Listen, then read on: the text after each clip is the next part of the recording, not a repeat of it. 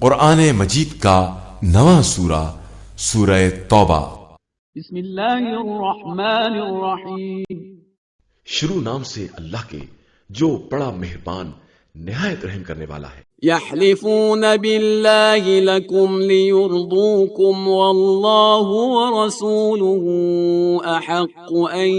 یرضوہ ان كانوا مؤمنین۔ یہ لوگ تم لوگوں کو راضی کرنے کے لیے خدا کی قسم کھاتے ہیں، حالانکہ خدا اور رسول اس بات کے زیادہ حقدار تھے کہ اگر یہ صاحبان ایمان تھے تو واقعاً انہیں اپنے اعمال و کردار سے راضی کرتے۔ أَلَمْ يَعْلَمُوا أَنَّهُ مَنْ يُحَادِدِ اللَّهَ وَرَسُولَهُ فَأَنَّ لَهُ نَارَ جَهَنَّمَ خَالِدًا فِيهَا ذَلِكَ الْخِزْيُ الْعَظِيمُ۔ کیا یہ نہیں جانتے ہیں کہ جو خدا اور رسول سے مخالفت کرے گا اس کے لیے آتش جہنم ہے اور اسی میں ہمیشہ رہنا ہے، اور یہ بہت بڑی رسوائی ہے۔ يحذر المنافقون أن تنزل عليهم سورة تنبئهم بما في قلوبهم قل استهزئوا إن الله مخرج ما تحذرون۔ منافقین کو یہ خوف بھی ہے کہ کہیں کوئی سورہ نازل ہو کر مسلمانوں کو ان کے دل کے حالات سے باخبر نہ کر دے، تو آپ صلی اللہ علیہ وآلہ وسلم کہہ دیجئے کہ تم اور مذاق اڑاؤ، اللہ بہرحال اس چیز کو منظر عام پر لے آئے گا جس کا تمہیں خطرہ ہے۔ وَلَئِن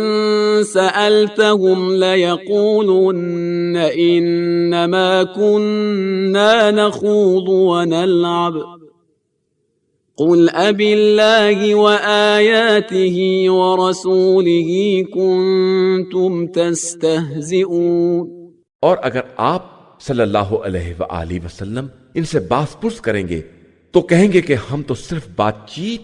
اور دل لگی کر رہے تھے، تو آپ صلی اللہ علیہ وآلہ وسلم کہہ دیجئے کہ کیا اللہ اور اس کی آیات اور رسول کے بارے میں مذاق اڑا رہے تھے؟ بسم اللہ الرحمن الرحیم۔ اللہم صل علی محمد وآل محمد۔ تو نے میری پردہ پوشی کی مگر مجھے اس کے باوجود شرم و حیا نہیں آئی، بلکہ تیری اس پردہ پوشی پر تم میں نے اور بھی گناہ کرنا شروع کر دیے، یہاں تک کہ حدیں توڑ دیں۔ تب تو نے مجھے اپنی نظروں سے گرا دیا تو میں نے اس کی بھی پرواہ نہیں کی، پھر تو نے اپنے حلم و بردباری کے سبب مجھے مزید مہلت دی اور اپنی پردہ پوشی کے سبب میری اتنی پردہ پوشی کی جیسے تو نے میرے گناہوں کو بھلا ہی ڈالا ہو اور میری نافرمانیوں کی سزا سے مجھے معاف ہی کر دیا ہو۔ گویا کہ خود تجھے میری اس ڈھٹائی کے سبب مجھ سے شرم آ گئی ہو، اور خود تو میری اس بے حیائی کے سبب شرم و حیا میں ڈوب گیا ہو۔ میرے معبود، اتنا ضرور ہے کہ جب میں نے تیری نافرمانی کی تو یہ نافرمانی تیری ربوبیت کے انکار کی بنیاد پر نہیں تھی، نہ ہی یہ صورت تھی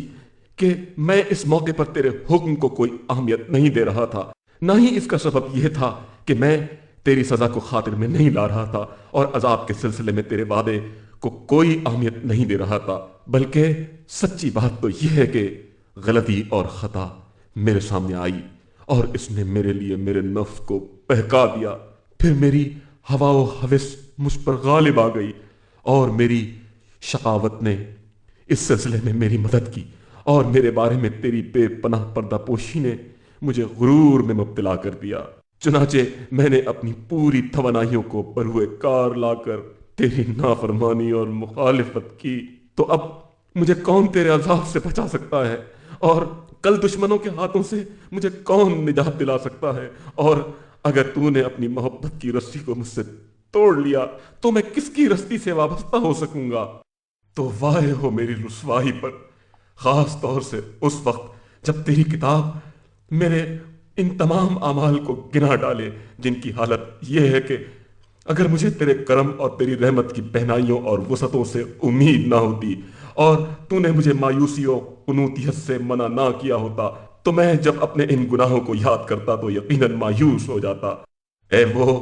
کہ جو ان سب سے بہتر ہے جن کو دعا کرنے والے پکارتے ہیں، اور ان سب پر افضل ہے جن سے امید رکھنے والے امید رکھتے ہیں۔ اے معبود حقیقی، میں اسلام کے عہد و پیمان کے ذریعے تجھ سے متوسل ہوں، قرآن کی حرمت کے سبب تجھ پر اعتماد کرتا ہوں، اور امی، قریشی، ہاشمی، عربی، تہامی، مکی اور مدنی نبی صلی اللہ علیہ وآلہ وسلم کے ذریعے تیرے حضور تقرب کا متمنی ہوں۔